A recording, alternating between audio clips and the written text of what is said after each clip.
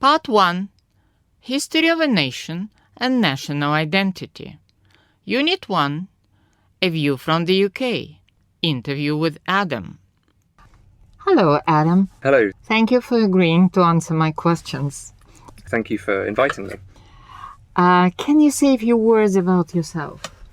My name is Adam Lenton. I'm 25 years old, and I'm originally from a relatively small town near London called Leighton Buzzard, where I grew up.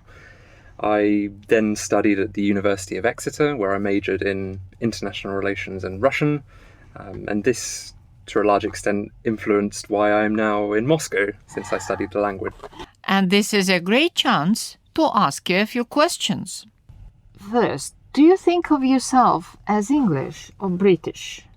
That's a very interesting question. Personally, I see myself as British, although I must add that for me, I see British and English identity as compatible, of course. Indeed. And how about the people from the other parts of the UK? How do they feel about their identity? The Scots or the Welsh? I think this question is particularly pertinent to Scotland, as we know there's been a rather strong independence movement. I think many people in Scotland feel that they're first and foremost Scots, but they also see that British identity is compatible with that.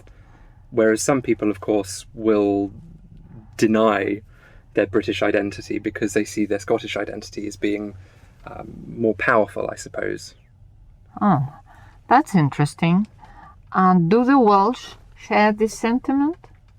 I would say Welsh identity is also quite prominent. However, I think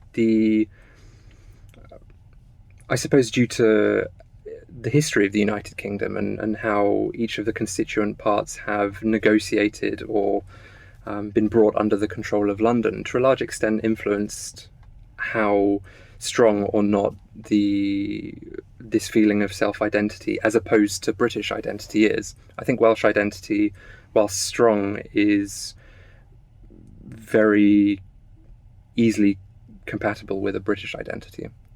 Oh, I see. And is the situation in Northern Ireland different?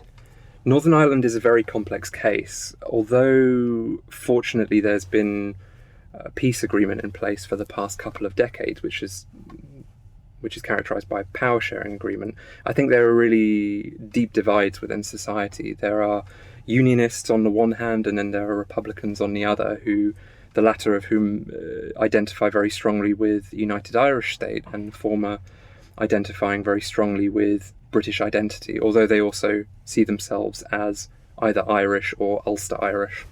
Thank you very much.